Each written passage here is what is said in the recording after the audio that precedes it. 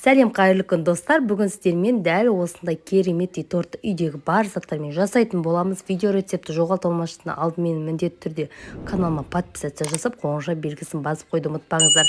Міндетті түрде жасап көріңіздер.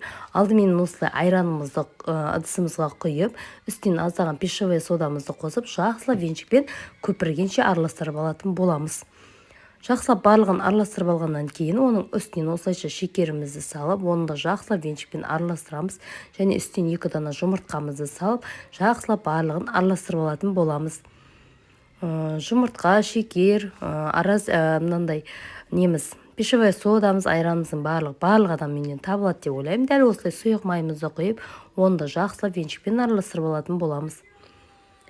Барлығын жақсылап араластырып, бір келкі масса болғанша араластыратын боламыз. Дайын болған массаның үстінен електен өткізілген ұнымызды салып, оның үстінен осылай какаомызды електен өткізіп саламыз. Міндетті түрде какаомызды електен өткіземіз.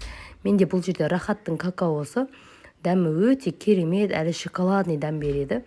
Оның үстінен разрыхителімізді салып, жақсылап венчикпен бір келкі масса болғанша араластырып алатын боламыз. Арасында түйіршігін қалдырмай жақсылап венчикпен араластыратын боламыз. Достар, дәм өте керемет болып шығады. Әр үйдегі бар заттармен жасауға болады. Дәл осылай барлық адамның үйінде ұны, осылай какаоны магазиннен 3-400 теңгеге алсаңыздар, өте керемет осылай торт жасап аласыздар. Дәл осындай масса дайын болады. Енді осы массаның үстінен аздаған жылы суымызды құйып жіберетін боламыз. Одан кейін бізде дәл осындай жылтыр әдемі масса дайын болады. Енді дайын осы массамызды алдын ала пергамент қағаз төселген естімізге осылайша үстінен құйып массамызды дайындап алатын боламыз. Алдын ала қызып тұрған пешімізде пісіріп алатын боламыз.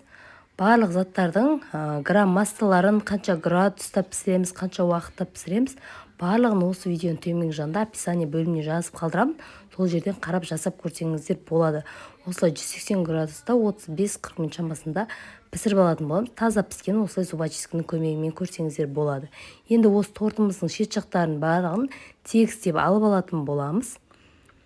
Бетіне әсемдік үшін пайдаланатын боламыз. Шетіндегі қорждарын дәл осылай төртбұрышты етіп кесіп алатын боламыз. Барлығын кесіп дайындап алғаннан кейін осы тортымызды ортасынан пышақпен не болмаса осылай торт кесетінмен дәл осылай үлкен пышақтың көмегімен 2 бөлікке бөліп кесіп алдым. Барлығын осылайша кесіп аласыздар. Арасына мен үйдегі бар заттармен крем жасадым. Сіздер өз қалауларыңыз бойынша сливкімен, творожный сырдан, не болмаса қаймақпен, сахармен, пудрадан крем жасасаңыздар болады. Мен дәл осылай үйдегі бар қаймақпен аздаған вареный сгущенкам және молоко сгущенкам бар еді. Барлығын қалғандарын осылайша қаймаққа қосып жақсылап бір келкі араластырып, дәл осындай крем дайындап алдым.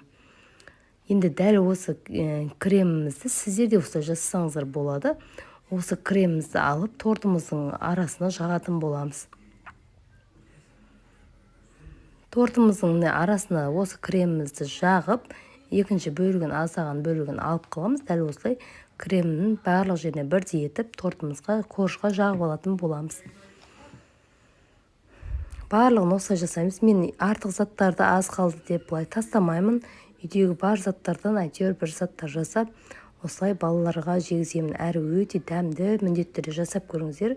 Енді екінші бетін қоржымыз үстіне қойып, аздаған қалған кремімізді жағып, бетіне жағып алатын боламыз. Бір текіс етіп, және жаңағы жанынан кесіп алған қорждың аздаған бөлігін жақсылап майдалап, осы тортымыздың бетіне сеуетін боламыз. Осылайша барлығын салып алдым. Ыдысында вообще қалдырмай. Дәл осылайша енді бетіне жаңағы ұнтақты қылып сеуіп алатын боламыз. Осымен біздің тортымыз дайын. Егер де менің жасаған тортым сіздерге ұнаған болса, міндетті түрде лайк басып, комментарий бөліміне өз пікірлеріңізді қалдырсаңыздар болады. Дәл осындай жұмсақ болып шығады.